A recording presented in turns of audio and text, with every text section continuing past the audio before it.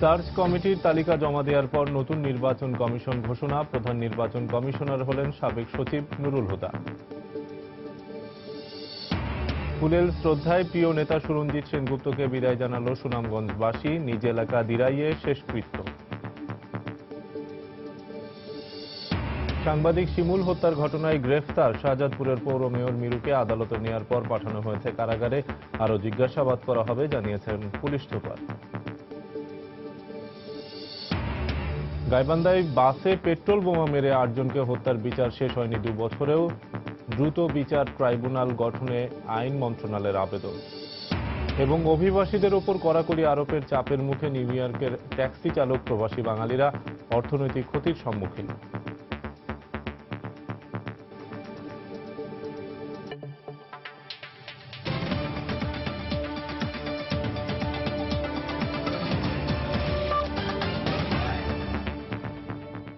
প্রবাসী সময়ের সঙ্গে আছি আমি শফিক মোহাম্মদ। ইসি পুনর্গঠনে সার্চ কমিটির তালিকা জমা দেওয়ার পর নতুন নির্বাচন কমিশনের নাম ঘোষণা করা হয়েছে। রাষ্ট্রপতি নতুন কমিশন গঠন করে দেওয়ার পর মন্ত্রিপরিষদ সচিব মোহাম্মদ শফিউল আলম সোমবার রাতে নাম ঘোষণা করেন। প্রধান নির্বাচন কমিশনার হলেন সাবেক সচিব নুরুল হুদা। এর পরপরই নতুন নির্বাচন কমিশনার গঠন সংক্রান্ত প্রজ্ঞাপন জারি করে সরকার। 27টি রাজনৈতিক দলের কাছ থেকে প্রাপ্ত নাম, নিজেদের অনুসন্ধান, 16 জন বিশিষ্ট নাগরিকের মতামতের ভিত্তিতে যাচাই বাছাই শেষে 10 জনের চূড়ান্ত নামের তালিকা থেকে সাবেক সচিব AKM নুরুল হুদাকে সিইসি হিসাবে নিয়োগ করেন রাষ্ট্রপতি। প্রধান নির্বাচন কমিশনার হিসেবে 2 জনের নাম সুপারিশ করা হয়। জনাব KM নুরুল হুদা, সাবেক সচিব, জনাব আলী ইমাম মজুমদার, সাবেক মন্ত্রী পরিষদ সচিব। মহামান্য রাষ্ট্রপতি এই 2 জনের মধ্য থেকে জনাব KM নুরুল হুদা, সাবেক সচিবকে প্রধান নির্বাচন কমিশনার হিসাবে মনোনীত করেছেন। নির্বাচন কমিশনার হিসেবে সাবেক অতিরিক্ত সচিব মাহবুব তালুকদার, সাবেক সচিব নুরুল ইসলাম, অবসরপ্রাপ্ত ব্রিগেডিয়ার জেনারেল শাহাদাত হোসেন চৌধুরী আর প্রথমবারের মতো নারী কমিশনার হিসেবে নিয়োগ করা হয় অবসরপ্রাপ্ত জেলা ও দায়রা জজ কবিতা খানমকে। দ্বিতীয় ক্যাটাগরি নির্বাচন কমিশনারের জন্য 8টি নাম সার্চ কমিটি প্রস্তাব করেছিল। মহামান্য রাষ্ট্রপতি জনাব মাহবুব তালুকদার, সাবেক অতিরিক্ত সচিব, জনাব মোহাম্মদ রফিকুল ইসলাম, সাবেক সচিব, বেগম কবিতা খানম, অবসরপ্রাপ্ত জেলা ও দায়রা জজ রাজশাহী, এবং ব্রিগেডিয়ার জেনারেল অবসরপ্রাপ্ত শাহাদাত হোসেন চৌধুরীকে নির্বাচন কমিশনার হিসেবে নিয়োগ দিয়েছে। এর আগে নাম চূড়ান্ত করতে বিকেল 4টায় সুপ্রিম কোর্টের জাজেস লাউঞ্জে বৈঠকে বসে সার্চ কমিটির সদস্যরা। প্রায় 2 ঘন্টা বৈঠক শেষে 6:30 নাগাদ বঙ্গভবনে রাষ্ট্রপতি মোহাম্মদ আব্দুল হামিদের কাছে চূড়ান্ত নামের তালিকা জমা দেয় সার্চ কমিটি। রাশেদ লিমন, সময় সংবাদ, ঢাকা। এদিকে নতুন নির্বাচন কমিশনার সাবেক জেলা ও দায়রা জজ কবিতা খানম তার প্রতিক্রিয়ায় জানান, তিনি নিরপেক্ষ থেকে তার উপর অর্পিত দায়িত্ব সঠিকভাবে পালন করতে অঙ্গীকারাবদ্ধ। আমার সবসময় এই চেষ্টাটা থাকবে যাতে বাংলাদেশের সংবিধান এবং নির্বাচন কমিশন আইন সংক্রান্ত বিষয়গুলি যথাযথভাবে প্রতিপালন করে আমি আমার উপর এই মহান দায়িত্ব পালনের চেষ্টা করব। আর আমাকে যিনি এই দায়িত্ব দিয়েছেন তার জন্য আমি মহামান্য রাষ্ট্রপতির কাছে কৃতজ্ঞ এবং আল্লাহর কাছেও শুকরানা আদায় করছি। নারী নির্বাচন কমিশনার হিসাবে আমি নিয়োগ পেয়েও আমি নিজেকে খুব গর্বিত মনে করছি। আমি নিরপেক্ষভাবেই জনগণকে সেবা দেওয়ার চেষ্টা করব এই পদে থেকে। রাষ্ট্রপতি স্বচ্ছ প্রক্রিয়ায় সবার কাছে গ্রহণযোগ্য নির্বাচন কমিশন গঠন করেছেন, এ নিয়ে বিতর্কের কিছু নেই বলে মন্তব্য করেছেন আওয়ামী লীগের যুগ্ম সাধারণ সম্পাদক মাহবুবুল আলম হানিফ। নির্বাচন কমিশন গঠন পরবর্তী তাৎক্ষণিক প্রতিক্রিয়ায় এই মন্তব্য করেন তিনি। যারা এই নির্বাচন কমিশনকে বিতর্কিত করতে চায় তারা নির্বাচনী ব্যবস্থাকে বিতর্কিত করে দেশকে অশুভ রাষ্ট্রের দিকে নিয়ে যেতে চায় বলেও মন্তব্য করেন তিনি। মহামান্য রাষ্ট্রপতি সকল রাজনৈতিক দলগুলোর সঙ্গে আলাপ করে তাদের পরামর্শ অনুযায়ী সার্চ কমিটি গঠন করেছে এবং সার্চ কমিটি সকল রাজনৈতিক দলগুলোর থেকে নাম নিয়ে এবং সুশীল সমাজের কাছ থেকেও তাদের পরামর্শ নিয়ে একটি তালিকা করে মহামান্য রাষ্ট্রপতির কাছে দিয়েছেন। সেই তালিকা থেকে মহামান্য রাষ্ট্রপতি নির্বাচন কমিশন গঠন করছেন। এর চেয়ে স্বচ্ছ প্রক্রিয়ায় নির্বাচন কমিশন গঠন আর কি হতে পারে? আমি তো মনে করি যে এটা সকলের কাছে গ্রহণযোগ্য একটি নির্বাচন কমিশনই হবে এবং এটা নিয়ে বিতর্ক করার কিছু নেই। যারা এই নির্বাচন কমিশনকে বিতর্ক করতে চায় তারা আসলে দেশে মূলত নির্বাচন ব্যবস্থাটাকেই একটা বিতর্কিত করে একটা অশুভ রাস্তার দিকে নিয়ে যেতে চায়। এদিকে নবগঠিত নির্বাচন কমিশন নিয়ে আলোচনা করতে মঙ্গলবার রাতে গুলশানে বেগম জিয়ার রাজনৈতিক কার্যালয়ে বৈঠক করবে বিএনপির নেতৃত্বাধীন ২০ দলীয় জোট। সোমবার রাতে বিএনপির স্থায়ী কমিটির বৈঠক শেষে এই কথা জানান বিএনপির মহাসচিব মির্জা ফখরুল ইসলাম আলমগীর। জোটের বৈঠক শেষে নবগঠিত নির্বাচন কমিশন নিয়ে আনুষ্ঠানিক প্রতিক্রিয়া জানানো হবে বলে জানান তিনি। সোমবার রাত 9:45টার দিকে বেগম জিয়ার নেতৃত্বে বৈঠকে বসেন বিএনপির স্থায়ী কমিটির সদস্যরা। নতুন নির্বাচন কমিশন সহ বিভিন্ন বিষয়ে আলোচনা করা হয়েছে বলে দলটির পক্ষ থেকে জানানো হয়েছে। বৈঠকে দলটির মহাসচিব মির্জা ফখরুল ইসলাম আলমগীর সহ স্থায়ী কমিটির 9 জন সদস্য উপস্থিত ছিলেন। আগামীকাল আমাদের 20 দলের সঙ্গে বৈঠক হবে। বৈঠকের পরে আমরা আনুষ্ঠানিক প্রতিক্রিয়া জানাবো। প্রবাসের সময় আরো থাকছে।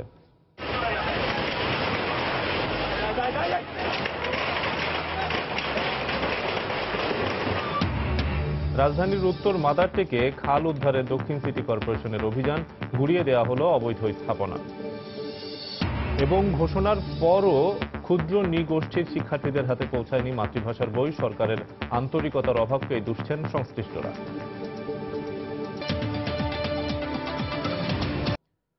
প্রধানমন্ত্রীর সঙ্গে সৌজন্য সাক্ষাৎ করেছেন জার্মানির সফররত 2 সংসদ সদস্য হ্যান্স পিটার ইউথ ও থরস্টেন ফ্রেই। সোমবার সন্ধ্যায় সংসদ ভবনে প্রধানমন্ত্রীর কার্যালয়ে এই সাক্ষাৎ হয়। এ সময় 2 দেশের পারস্পরিক স্বার্থে বাংলাদেশ ও জার্মানের সম্পর্কের ওপর গুরুত্ব আরোপ করেন তারা। এ সময় প্রধানমন্ত্রী সন্ত্রাসকে একটি বৈশ্বিক সমস্যা উল্লেখ করে সম্মিলিতভাবে এর বিরুদ্ধে লড়াই করে বিশ্ব শান্তি নিশ্চিত করার আহ্বান জানান। এই সাক্ষাতের ফলে আগামীতে বাংলাদেশ ও জার্মানের মধ্যে বন্ধুত্বপূর্ণ সম্পর্ক আরও জোরদার হবে বলে আশা প্রকাশ করেন প্রধানমন্ত্রী।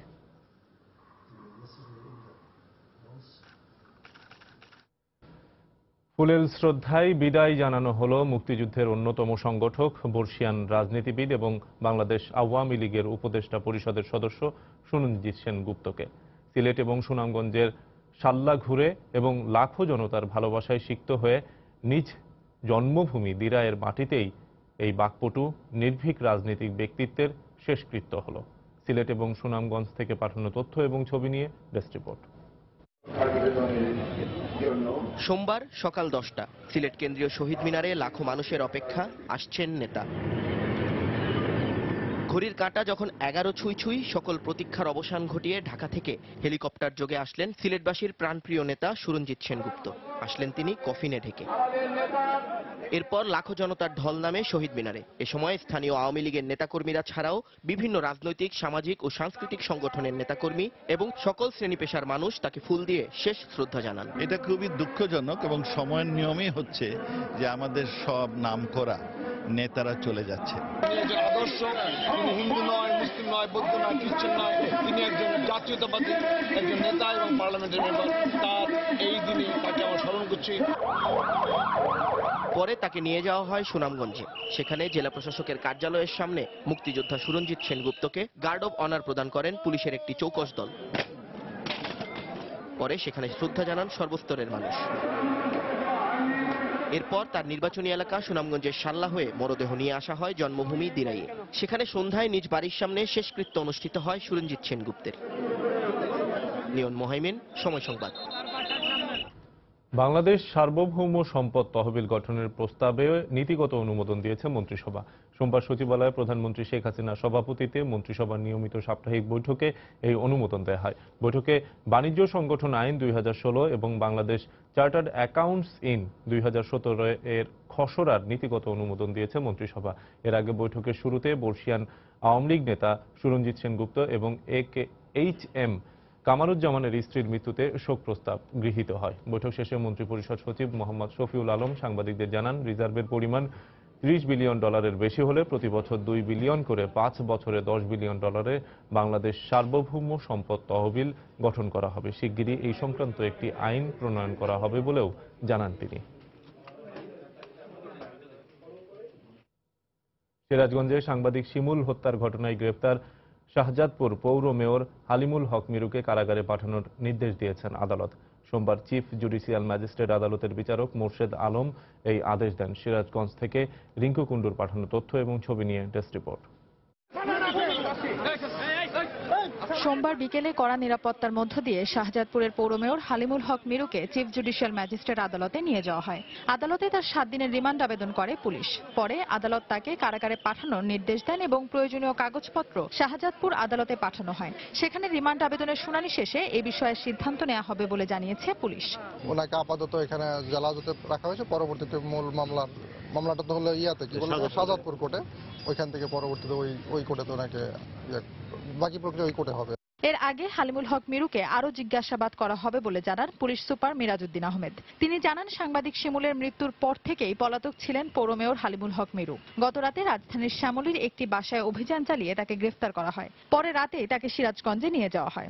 ভিকটিমের ওয়াইফ বাদী হয়ে থানাতে পৌর মেয়র সহ মোট 18 জন এজাহার নামীয় আসামি এবং অজ্ঞাতনামা আরো 20-25 জনকে আসামি করে থানাতে অভিযোগ দিলে আমরা মামলা রুজু করি।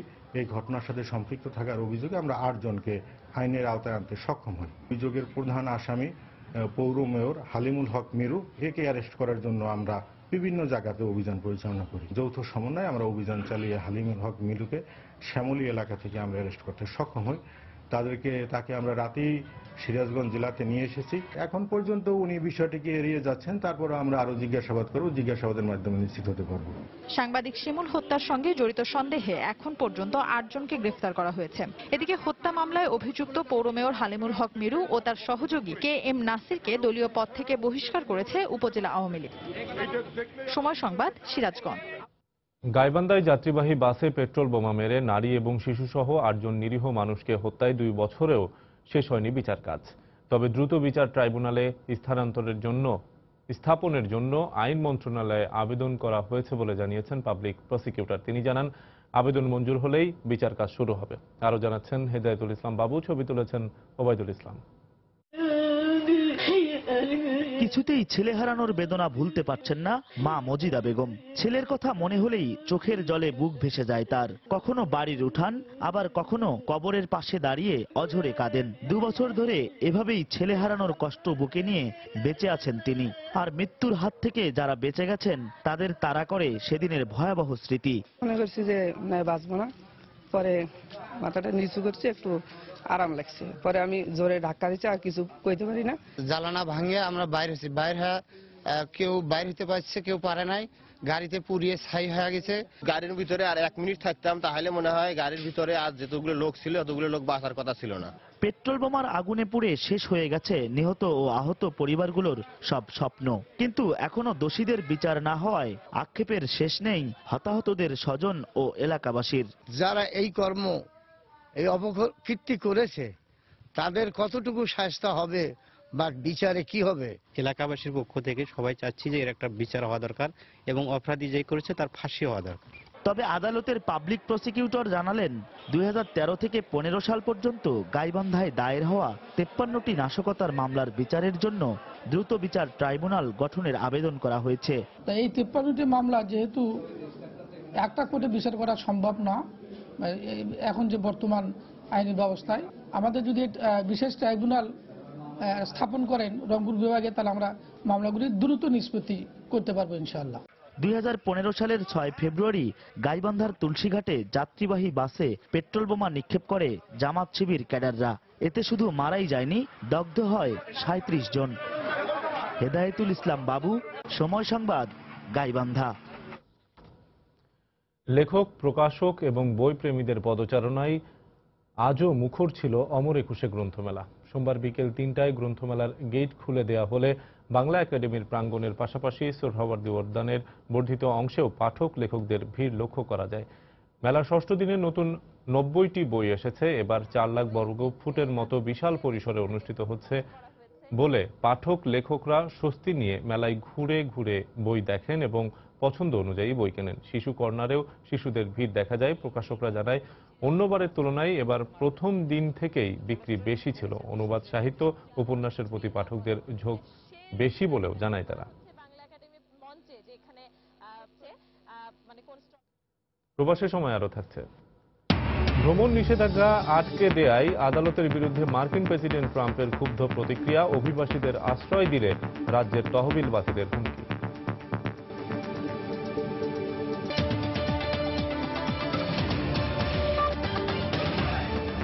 আরএফএল ওয়াটার পাম্প, পানি দেবে টেনশন নয়। সরকারের 2010 সালের শিক্ষানীতিতে ক্ষুদ্র নৃগোষ্ঠীর 5টি ভাষায় বই দেওয়ার কথার যে অঙ্গীকার 6 বছর পর 1 জানুয়ারি বই উৎসবে তা কার্যকর হলেও বাস্তবায়ন হয়নি মাস পেরোলেও। এর কারণ হিসেবে সরকারের আন্তরিকতার অভাবকে দায়ী করছেন সংশ্লিষ্টরা। এখনো বই না পৌঁছানোর কারণ জানেন না খোদ দায়িত্বে থাকা কর্মকর্তারা। বিস্তারিত সাদিয়া আফরিনের রিপোর্টে। স্কুলের নাম কি? আমার নাম নাচারি। স্কুলের নাম কি তোমার? আমার নাম সরিয়া খেলাচ্ছি। একটি বাঙালি শিশুর জন্য এই প্রশ্ন সহজ হলেও চাকমা ভাষাভাষী 4 বছরের সমাদৃতার কাছে প্রশ্নটি দুর্বোধ্য। কেননা বাংলা ভাষার সাথে এখনো পুরোপুরি পরিচয় হয়নি তার। এই দুর্বোধ্যতা দূর করতে 2010 সালের শিক্ষানীতি অনুযায়ী চাকমা, মারমা, ত্রিপুরা, গারো এবং ওরাও ভাষায় এবছর থেকে প্রাক প্রাথমিক পর্যায়ের বই দেওয়ার উদ্যোগ নেয় সরকার। কিন্তু বই উৎসবের পর পুরো মাস পেরিয়ে ভাষার মাস ফেব্রুয়ারি এসে গেলেও সেই বই পৌঁছায়নি শিক্ষার্থীদের হাতে। বইগুলো এখনো আমাদের হাতে এসে পৌঁছায়নি এবং এই ব্যাপারে কোনো নির্দেশিকাও আমি পাইনি। বই লেখার সঙ্গে যারা যুক্ত তাদের সাথে আমার কথা হয়েছে যে আদিবাসী ভাষার বইগুলো এখনো যায় নাই। আমি নিজে স্টিয়ারিং কমিটির একজন সদস্য, বইয়ের চেহারা আমি নিজেও দেখি নাই এবং অনেকে দেখেন নাই। যতখানি আন্তরিকতা বা দরদ আশা করেছি সেটা কিন্তু আমি দেখতে পাচ্ছি না। এদিকে এতদিন পেরিয়ে গেলেও বই না পাওয়ায় ক্ষোভ জানিয়ে বই দেওয়ার দাবি জানান অভিভাবকরা। আমাদের ভাষার বইগুলো আমরা যদি পেতাম, ওগুলা শেখানোর পরে বাংলা ভাষার বর্ণগুলো শিখবে, একটু সুবিধা হতো আর কি। অনুরোধ থাকবে সরকারের কাছে বইগুলো যেন সরবরাহ করা হয় ঠিক মতো। আমি আসলে শুনছি কিন্তু এখন পর্যন্ত আমাদের এইখানে গারো ভাষায় তারা যে পড়বে সে বইটা এখন এসে পৌঁছায়নি। এই ঘটনায় দুঃখ প্রকাশ করে শিগগিরই ব্যবস্থা নেওয়ার কথা জানালেন কর্তৃপক্ষ। আমি জানি না বই পৌঁছে যাওয়ার কথা, এমন হতে পারে যে তাদের হাতে আছে, তারা ডিস্ট্রিবিউট করবে। কয়েকদিন তো আসলে তারা বিভিন্ন প্রোগ্রামে ব্যস্ত ছিল। এটা তাৎক্ষণিকভাবে যাচাই করে দেখব, না পৌঁছানোর কারণটা অনুসন্ধান করব এবং দ্রুত পৌঁছানোর ব্যবস্থা করব। যদি কেউ ইচ্ছা করে বিলম্ব করে থাকে তাকে আমরা অবশ্যই জবাবদিহিতার মধ্যে নিয়ে আসবো। নিজের ভাষায় বই দিয়ে শিক্ষা জীবনে শুরু হলে আদিবাসী শিশুদের ঝরে পড়ার সংখ্যা কমবে বলেও মনে করেন সংশ্লিষ্টরা। সাদিয়া আফরিন, সময় সংবাদ, ঢাকা। প্রবাসের খবর। মার্কিন প্রেসিডেন্ট ডোনাল্ড ট্রাম্পের 7টি মুসলিম দেশের নাগরিকদের যুক্তরাষ্ট্রে প্রবেশের ওপর নিষেধাজ্ঞা জারির পর চাপের মুখে পড়েছে নিউ ইয়র্কের ট্যাক্সি চালক পেশায় নিয়োজিত প্রবাসী বাঙালিরা। বিদ্বেষমূলক পরিস্থিতিতে পড়ার আশঙ্কা মতো মানসিক চাপ ছাড়াও অর্থনৈতিকভাবে ক্ষতির শিকার হচ্ছেন তারা। নিউ ইয়র্ক থেকে শিয়াবুদ্দিন কিসলুর পাঠানো তথ্য ও ছবি নিয়ে ডেস্ক রিপোর্ট। নিউ ইয়র্কে বিভিন্ন দেশের প্রায় 1 লাখ অভিবাসী ট্যাক্সি চালনা পেশায় নিয়োজিত। এদের কেউ কেউ জড়িত উবার চালনার সঙ্গে। এর মধ্যে নারী পুরুষ মিলিয়ে প্রবাসী বাংলাদেশির সংখ্যা প্রায় 30,000। অনেকেই লেখাপড়ার ফাঁকে কিংবা পূর্ণকালীন পেশা হিসেবে বেছে নিয়েছেন এ কাজ।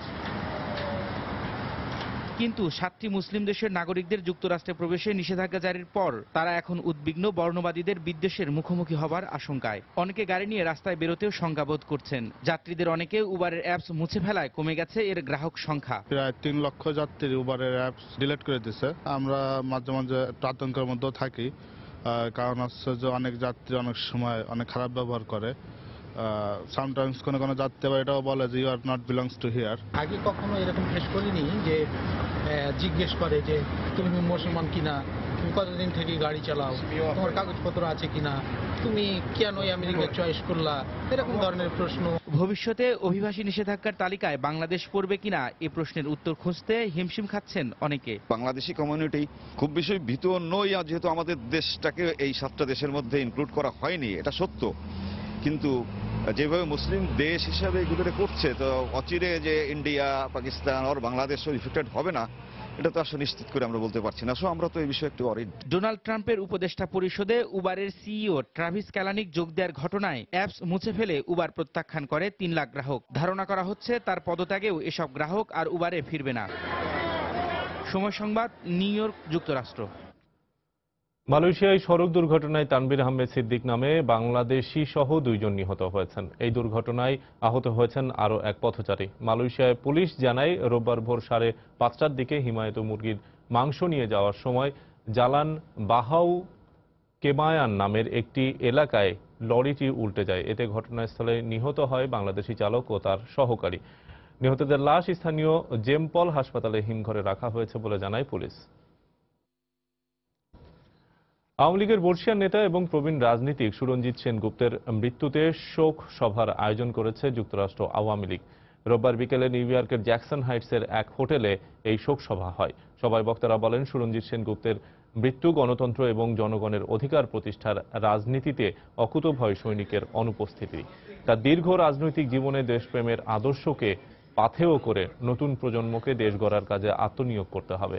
এতে সভাপতিত্ব করেন সৈয়দ বশারত আলী। অনুষ্ঠানে বক্তব্য দেন আবুল কালাম আজাদ, ডাক্তার মাসুদুল হাসান সহ আরো অনেকে। 2015 সালে বৈধ চ্যানেলে সর্বাধিক বৈদেশিক মুদ্রা প্রেরণকারী হিসেবে সংযুক্ত আরব আমিরাত থেকে যে 6 জন নির্বাচিত হয়েছেন তাদের সম্মানার্থে দুবাইয়ে এক সংবর্ধনা অনুষ্ঠানের আয়োজন করেছে বাংলাদেশ বিজনেস কাউন্সিল। বাংলাদেশের অর্থনীতিতে বিশেষ অবদানের জন্য বাণিজ্যিক ক্ষেত্রে গুরুত্বপূর্ণ ব্যক্তি সিআইপি হিসেবে তাদের এই সংবর্ধনা দেওয়া হয়। দুবাইয়ের ক্রাউন প্লাজা বলরুমে আয়োজিত এই অনুষ্ঠানের সভাপতিত্ব করেন বিজনেস কাউন্সিলের সিনিয়র সহসভাপতি আয়ুব আলী বাবুল। সঞ্চালনায় ছিলেন যুগ্ম সাধারণ সম্পাদক সাইফুদ্দিন আহমেদ। প্রধান অতিথি হিসেবে বক্তব্য রাখেন আরব আমিরাতে নিযুক্ত বাংলাদেশের রাষ্ট্রদূত ডক্টর মোহাম্মদ ইমরান। এ সময় তিনি দেশের উন্নয়নে প্রবাসী ব্যবসায়ীদের আরও বেশি করে রেমিটেন্স পাঠানোর পাশাপাশি বাংলাদেশে বিনিয়োগের আহ্বান জানান। বিশেষ অতিথি ছিলেন দুবাইয়ে নিযুক্ত বাংলাদেশের কনসাল জেনারেল এস বদিউজ্জামান। সংবর্ধিত সিআইপির মধ্যে বক্তব্য রাখেন আল হারমাইন পারফিউম গ্রুপের চেয়ারম্যান, দুবাই বিজনেস কাউন্সিলের president Mohammad Mahtabur Rahman Nasir, Tokyo Cent গ্রুপের ব্যবস্থাপনা পরিচালক জেসমিন আক্তার, রাক আবাসনের মোহাম্মদ আক্তার হোসাইন সহ অনেকে। 2015 সালে নির্বাচিত 12 জন সিআইপির মধ্যে 6 জনই আরব আমিরাতের। কানাডার কুইবেকে ইসলামিক সেন্টারে বন্দুকধারীর হামলায় নিহত 6 মুসল্লির শেষ পর্বের জানাজা অনুষ্ঠিত হয়েছে। এতে স্থানীয়দের পাশাপাশি অংশ নেন বিপুল সংখ্যক প্রবাসী বাংলাদেশিরা। রোববার ইসলামিক সেন্টার অব কুইবেকের বাদ জোহর এই নামাজের জানাজা অনুষ্ঠিত হয়। এছাড়াও কানাডিয়ান মুসলিম অ্যালায়েন্স এবং সিটি মন্ট্রিলের উদ্যোগে শোকসভা এবং বিশেষ প্রার্থনা হয়েছে। বাংলাদেশ কমিউনিটি ইসলামিক চিন্তাবিদ এবং কানাডিয়ান মুসলিম অ্যালায়েন্সের প্রধান ইমাম মুসাব্বির আলমের পরিচালনায় এই শোক সভায় বক্তব্য রাখেন মন্ট্রিল সিটি হলের ডেপুটি মেয়র ও সিকিউরিটি প্রধান অ্যানি স্যামসন। এছাড়াও এতে বক্তব্য রাখেন মুসলিম, ইহুদি ও খ্রিস্টান সম্প্রদায়ের নেতারা। এ সময় হামলায় নিহতদের প্রতি শ্রদ্ধা নিবেদনের পাশাপাশি গভীর সমবেদনাও জানান বক্তারা। চাঁদপুরের হাইমচরে স্কুল শিক্ষার্থীদের পিঠের উপর দিয়ে হেঁটে যাওয়ার ঘটনায় উপজেলা চেয়ারম্যান, স্কুল ম্যানেজিং কমিটির সভাপতি এবং প্রধান শিক্ষককে অভিযুক্ত করে রিপোর্ট জমা দিয়েছে কমিটি। সোমবার বিকেলে চট্টগ্রামের বিভাগীয় কমিশনার রুহুল আমিনের কাছে প্রতিবেদন জমা দেন তদন্ত কমিটির প্রধান সৈয়দা সরোয়ার জাহান। প্রতিবেদনে বলা হয়, প্রতি বছর বার্ষিক পরীক্ষার পর অনুষ্ঠিত ক্রীড়া প্রতিযোগিতায় এই ধরনের মানব সেতু তৈরি করা হয়, কিন্তু শিক্ষার্থীদের পিঠের ওপর জুতা পায়ে হেঁটে যাওয়ার নজির এই প্রথম। এই ধরনের আয়োজনে নিষেধাজ্ঞা জারির জন্য প্রতিবেদনে সুপারিশ করা হয়েছে। একই সঙ্গে উপজেলা চেয়ারম্যান নূর হোসেন পাটোয়ারি, ম্যানেজিং কমিটির সভাপতি হুমায়ুন কবির পাটোয়ারি ও প্রধান শিক্ষক মোশাররফ হোসেনকে অভিযুক্ত করা হয়েছে। গত 30 জানুয়ারি চাঁদপুরের হাইমচরের নীলকমল ওসমানিয়া উচ্চ বিদ্যালয়ে শিক্ষার্থীদের ওপর দিয়ে হেঁটে যায় উপজেলা চেয়ারম্যান নূর হোসেন পাটোয়ারি।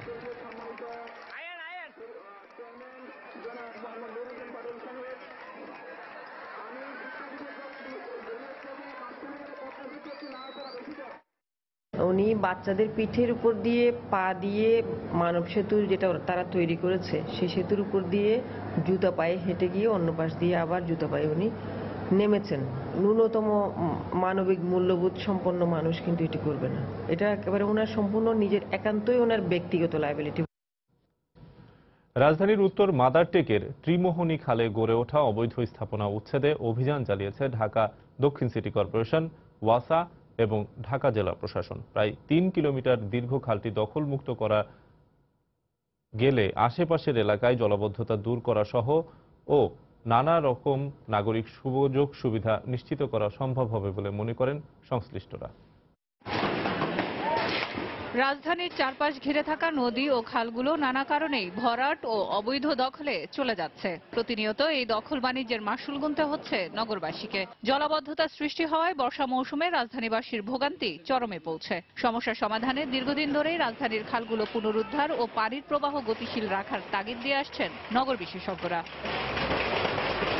এ প্রেক্ষিতেই রাজধানীর খাল পুনরুদ্ধারের ঘোষণা আসে। জেলা প্রশাসনের উদ্যোগে সোমবার বেলা 12টায় উত্তর মাদারটেকের নন্দীপাড়ায় 3 কিলোমিটার ত্রিমোহনী খাল পুনরুদ্ধারের কাজ শুরু করে ঢাকা দক্ষিণ সিটি কর্পোরেশন ও ওয়াসা। এ সময় গুড়িয়ে দেওয়া হয় শতাধিক অবৈধ দোকানপাট ও স্থাপনা। উদ্দেশ্যটা হচ্ছে যে খালের নব্যতা যেন থাকে, বর্ষার পানি বৃষ্টির পানিটা যেন জলবদ্ধতা সৃষ্টি না করে সেটা চলে যেতে পারে নদীতে। তো কাজে যে কোনো জায়গায় আমরা ওই প্রতিবন্ধকতাটাকে তুলে দিই। দক্ষিণের মেয়র সাইদ খোকন বলেন, নাগরিকদের সেবা নিশ্চিত করতে খাল উদ্ধার অভিযান অব্যাহত থাকবে। খালগুলোর মধ্যে ময়লা আবর্জনা ফেলবার কারণে এই খালগুলোর পানি দূষিত হয়ে যায়। আমরা আলো ছায়া জল সবুজে এই ঢাকা শহরে বাঁচতে চাই, ঢাকা শহরকে সুন্দর করতে চাই, ঢাকা শহরকে বাসযোগ্য নগর হিসেবে গড়ে তুলতে চাই। পর্যায়ক্রমে ঢাকার আশেপাশের অন্যান্য খাল ও নদী পুনরুদ্ধার করা হবে বলেও জানান সংশ্লিষ্ট দপ্তরের কর্মকর্তারা। সেলিয়া সুলতানা, সময় সংবাদ, ঢাকা। চাকরির বাজারে চাহিদার সঙ্গে সঙ্গতিপূর্ণ না হওয়ায় প্রতিবছর উচ্চশিক্ষা নিয়েও ডিগ্রিধারীদের প্রায় অর্ধেকেই বেকার থাকছেন অথবা যোগ্যতা অনুযায়ী চাকরি পাচ্ছেন না। আবার অনেক সময় শূন্য পদে নিয়োগ দিতে গিয়ে যোগ্যতা সম্পন্ন লোকবল পাচ্ছে না অনেক দপ্তর। এজন্য শিক্ষা ব্যবস্থা বহুদিনের চলে আসা নিয়ম ও প্রশ্নপত্রের মান উন্নত না হওয়াকে কারণ বলে মনে করছেন সংশ্লিষ্টরা। সেলিয়া সুলতানা চাকরির বাজার নিয়ে 3 পর্বের প্রতিবেদনের দেখুন শেষ পর্ব। স্বায়ত্তশাসিত একটি প্রতিষ্ঠানের হিসাবরক্ষক পদে নিয়োগ পরীক্ষা, কিন্তু পরীক্ষার প্রশ্নপত্রে বাংলা, ইংরেজি, অঙ্ক আর সাধারণ জ্ঞানের আধিক্য বেশি। নেই সংশ্লিষ্ট কোনো বিষয়। অংশগ্রহণে নেই কোনো বাধা, তাই চাকরি প্রার্থী হিসেবে যে কেউ অংশ নিতে পারেন পরীক্ষায়। আমি আর্টস ফ্যাকাল্টিতে পড়ছি, দেখা যাচ্ছে আমাকে কমার্স ব্যাকগ্রাউন্ডে পরীক্ষা দিতে হচ্ছে এবং সেখানে আমার জব হয়ে গেছে, কিন্তু কমার্সের আমি কও বুঝি না। পরীক্ষাটা ছিল সহকারী সাইফার কর্মকর্তা, যারা হলো ইন্টারন্যাশনাল পলিটিক্স অথবা ল নিয়ে পড়বে। মূলত এদের বিষয়গুলো এখানে ফোকাস পাওয়ার কথা, বাট আমি যেহেতু অ্যাপ্লাইড কেমিস্ট্রিতে পড়ছি ওই জিনিসটা তো আমি ফোকাস করতে পারবো না। ব্যাংক বা অন্যান্য ক্ষেত্রেও প্রতিযোগিতার মাত্রা এক একটি শূন্য পদের বিপরীতে থাকে কখনো কখনো কয়েক হাজার। যারা সরকারি বিভিন্ন প্রতিষ্ঠানের জন্য পরীক্ষায় বসেন তারা বলছেন, বিশেষায়িত বিষয়গুলোর তুলনায় অন্যান্য বিষয় প্রাধান্য পাওয়ায় যোগ্য ব্যক্তি যোগ্য স্থানে চাকরি পাচ্ছে না। গভর্নমেন্ট জবে যেখানে হিসাব রক্ষক বা হিসাব সহকারী পদে নিয়োগগুলো হয় সেগুলোতে করি, কিন্তু আমি কোথাও অ্যাকাউন্টিং বেস প্রশ্নগুলো পাইনি। 9-10 বাংলা ইংরেজি দিয়ে অঙ্ক দিয়ে যদি একটা ছাত্রকে মূল্যায়ন করা হয়, তাহলে কেন এই অনার্স মাস্টার্সের সিস্টেমটা চালু করা? আরেকজন ক্যান্ডিডেট যে আছে সে এই পোস্টের জন্য একদম পারফেক্ট, কিন্তু তাকে যাচাই করা তো দূরে থাক, সে ওই পর্যন্ত আসতেই পারতেছে না। আবার বিপরীত চিত্র রয়েছে। কখনো কখনো যেসব শূন্য পদের বিপরীতে পরীক্ষা নেওয়া হয় সেখানেও পাওয়া যায় না যোগ্য প্রার্থী। শ্রেণীকক্ষের বই শেষ করে সে বাইরের বইগুলি পড়াশোনা করবে, এই ধরনের শিক্ষা ব্যবস্থা আমরা এখন তৈরি করতে পারি। এই জন্য আমি দোষ কিন্তু কখনো শিক্ষার্থীদের দিচ্ছি না। তারা যে পদ্ধতির ভিতর দিয়ে এসছে সেটাই তো আমাদের দেখতে হবে। সেই পদ্ধতিকে তাদেরকে উপযোগী করার জন্য আমরা তৈরি করতে পেরেছি, পারিনি। বিশেষজ্ঞরা বলছেন, প্রশ্নের মানের উন্নয়নের মাধ্যমে যোগ্যতা অনুযায়ী নিয়োগ দেওয়া গেলে বিভাগগুলোতে যেমন দক্ষ লোকবল বৃদ্ধি পাবে, পাশাপাশি বাড়বে কাজের গতি। আমাদের বিসিএস এর যে পরীক্ষা স্ট্যান্ডার্ড যেটা, এটা 7-8 এর স্ট্যান্ডার্ড, মানে ভালো ম্যাট্রিক এসএসসি পরীক্ষায় যে খুব ভালো করে সে যদি তারে অ্যালাউ করলে সে বিসিএস এ চাকরি পেয়ে যাবে। খুবই বিলো, অনেক বেশি বাড়ানো উচিত, অনেক শক্ত করা উচিত। যে খাতা দেখতেছে সে যদি মনে করে আর দেখবে এখানে কি লেখছে না লেখছে, আমি নম্বর দিয়ে গেছে। গত বছর পর্যন্ত সরকারের বিভিন্ন দপ্তরে প্রায় 2.5 লাখ শূন্য পদ থাকলেও সেগুলো পূরণের কোনো উদ্যোগ নেই। এমনকি বিসিএস পরীক্ষা দিয়েও মেধাবী তরুণদের বছরের পর বছর অপেক্ষা করতে হয়। সব মিলে অনেকটা হযবরল অবস্থায় চলছে পুরো চাকরির বাজার। সেলিয়া সুলতানা, সময় সংবাদ, ঢাকা। নারায়ণগঞ্জের আড়াইহাজারে আব্দুল লতিফ হত্যা মামলায় মৃত্যুদণ্ডপ্রাপ্ত 5 আসামি এবং যাবজ্জীবন দণ্ডপ্রাপ্ত 21 আসামিকে খালাস দিয়েছেন হাইকোর্ট। সোমবার বিচারপতি আবু বক্কর সিদ্দিকী ও বিচারপতি মোস্তফা জামান ইসলামের সমন্বয়ে গঠিত হাইকোর্টের বেঞ্চ আসামিদের আপিল শুনানি শেষে এ রায় দেন।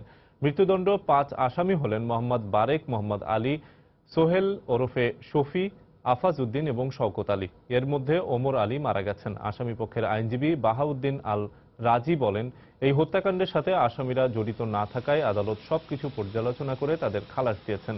অন্যদিকে রাষ্ট্রপক্ষের আইনজীবী জানান, এই রায়ের বিরুদ্ধে উচ্চ আদালতে আপিল করবেন তারা। 1998 সালে নারায়ণগঞ্জের 2500 থানার মোরদাসাদি গ্রামে আব্দুল লতিফকে কুপিয়ে হত্যা করা হয়। এই ঘটনায় একই দিন 2500 থানায় মামলা করেন নিহতের ভাই। পরে 2009 সালে মামলার রায়ে 26 জনকে সাজা দেন আদালত।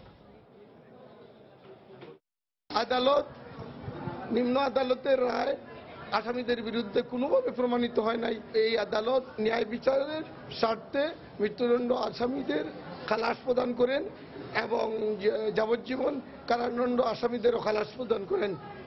প্রত্যেকটি আপিল এলাও করেন এবং ডেথ রেফারেন্স খারিজ করেন। আমরা এটা রাষ্ট্রপক্ষ থেকে যারা খালাসপ্রাপ্ত হয়েছেন, মৃত্যুদণ্ডপ্রাপ্ত আসামি এবং যারা যাবজ্জীবন প্রাপ্ত আসামি খালাস হয়েছেন, সকলের বিরুদ্ধে আমরা এই রায়ের বিরুদ্ধে আমরা আইন মোতাবেক আমরা উচ্চ আদালতে অ্যাপিল করব। সাভারের জাহাঙ্গীরনগর বিশ্ববিদ্যালয় এলাকায় চলন্ত মিনিবাস থেকে নামিয়ে 3 জনকে গুলি করে 5.5 লাখ টাকা ছিনিয়ে নিয়েছে দুর্বৃত্তরা। স্বজনরা জানান, সোমবার ইসলামী ব্যাংক শাখা থেকে 5.5 লাখ টাকা তুলে ব্যবসায়ী সানোয়ার হোসেন যাচ্ছিলেন। পরে তার 2 সহযোগী আবুল হোসেন এবং টুটুলকে নিয়ে জাহাঙ্গীরনগর এলাকায় অতিক্রম করার সময় দুপুর 12টার দিকে বিশ্ববিদ্যালয়ের ডেইরি গেট এলাকায় পৌঁছলে তাদের উপর হামলা করে টাকা ছিনিয়ে নেয় দুর্বৃত্তরা। এ সময় দুর্বৃত্তদের ছোড়া গুলিতে 3 জন আহত হন। পরে গুলিবিদ্ধ সানোয়ার এবং আবুল হোসেনকে উদ্ধার করে ঢাকা মেডিকেলে ভর্তি করেন স্বজনরা। এদিকে ইন্টারনেট ব্যবসায় ছিনিয়ে নিতে রাজধানীর যাত্রাবাড়ির মীর হাজারীবাগ এলাকায় সজীব নামে এক ব্রডব্যান্ড ইন্টারনেট ব্যবসায়ীর উপর হামলা চালিয়েছে দুর্বৃত্তরা। গাড়ির সামনে হুন্ডা নিয়ে কিছু গুন্ডা পান্ডা এসে পিস্তল ঠেকায় লয়ে গেছে। যার সময় উনারটা স্বাভাবিক টাকা নিতে চাইছে, ওনার ধরা করছে, সাথে সাথে গুলি টুলি করে গেছে। এলাকায় ব্যবসা করতে দিবে না, শুধু অনলি তারাই ব্যবসা করবে। তো আমাকে অলরেডি SMS ও হুমকি দেওয়া হয়েছে গতকাল রাত্রে যে অফিসে এসে আমাকে মারবে। তো আজকে হঠাৎ অতর্কিতভাবে আইসা আমার অফিসে মারামারি করছে, ভাঙচুর করে আমার মাথা ফাটাই ফেলছে। দেশের বাইরের খবর। যুক্তরাষ্ট্রের যেসব রাজ্যে কোনো যাচাই বাছাই ছাড়াই অভিবাসীদের আশ্রয় দেওয়া হচ্ছে, সেসব এলাকায় তহবিল বাতিলের হুমকি দিয়েছেন প্রেসিডেন্ট ডোনাল্ড ট্রাম্প। একই সঙ্গে ফেডারেল বিচারকের রায়ে 7 দেশের নাগরিকদের যুক্তরাষ্ট্রে ভ্রমণ নিষেধাজ্ঞা আটকে যাওয়ায় দেশের আইন ব্যবস্থা নিয়ে ক্ষুব্ধ প্রতিক্রিয়া দেখিয়েছেন তিনি।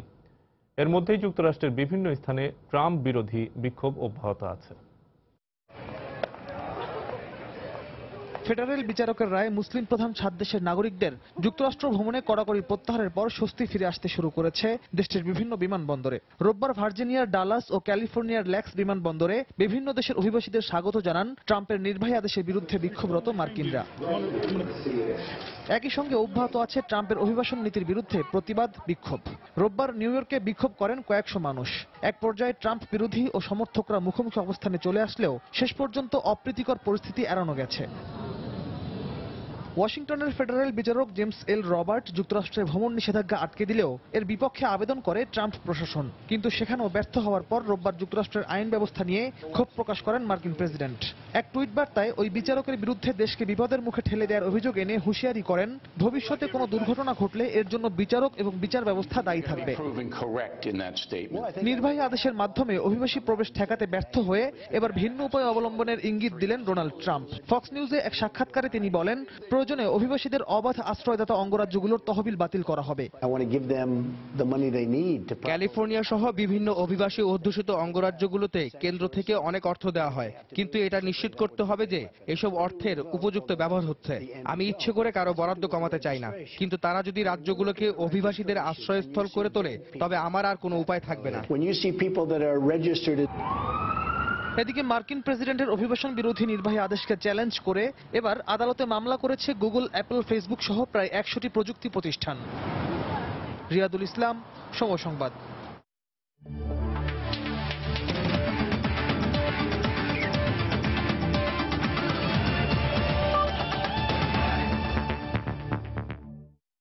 ক্রিকেটের খবর।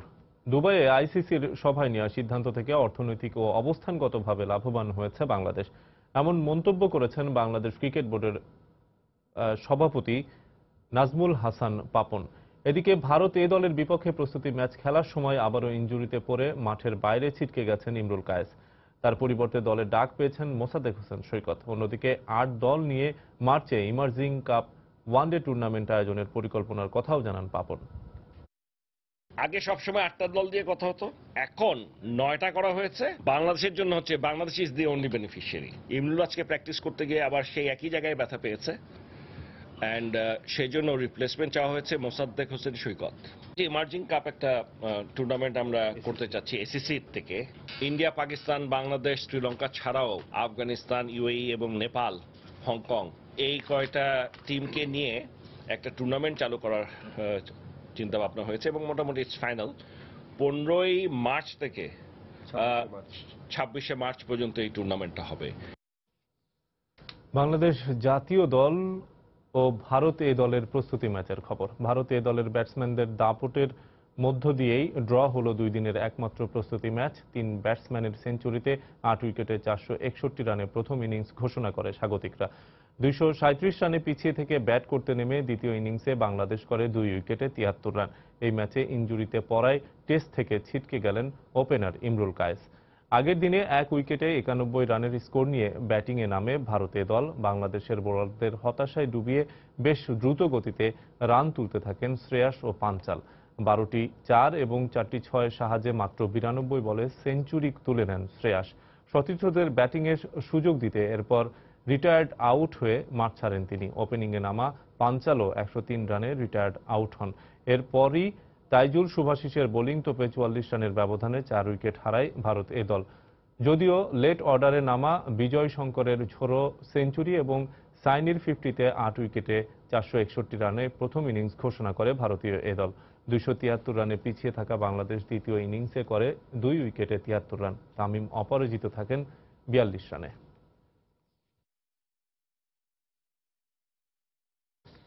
এ পর্যায়ে শীর্ষ সংবাদগুলো জানিয়ে দিচ্ছি আরেকবার। সার্চ কমিটির তালিকায় জমা দেওয়ার পর নতুন নির্বাচন কমিশন ঘোষণা। প্রধান নির্বাচন কমিশনার হলেন সাবেক সচিব নুরুল হুদা। ফুলেল শ্রদ্ধায় প্রিয় নেতা সুরঞ্জিত সেনগুপ্তকে বিদায় জানালো সুনামগঞ্জবাসী। নিজ এলাকায় দিরাইয়ে শেষকৃত্য। সাংবাদিক শিমুল হত্যার ঘটনায় গ্রেফতার শাহজাদপুরের পৌর মেয়র মিরুকে আদালতে নেয়ার পর পাঠানো হয়েছে কারাগারে। আবারও জিজ্ঞাসাবাদ করা হবে জানিয়েছে পুলিশ সুপার। গাইবান্ধায় বাসে পেট্রোল বোমা মেরে 8 জনকে হত্যার বিচার শেষ হয়নি 2 বছরেও। দ্রুত বিচার ট্রাইব্যুনাল গঠনে আইন মন্ত্রণালয়ের আবেদন। এবং অভিবাসীদের ওপর কড়াকড়ি আরোপে চাপের মুখে নিউ ইয়র্কের ট্যাক্সি চালক প্রবাসী বাঙালিরা অর্থনৈতিক ক্ষতির সম্মুখীন।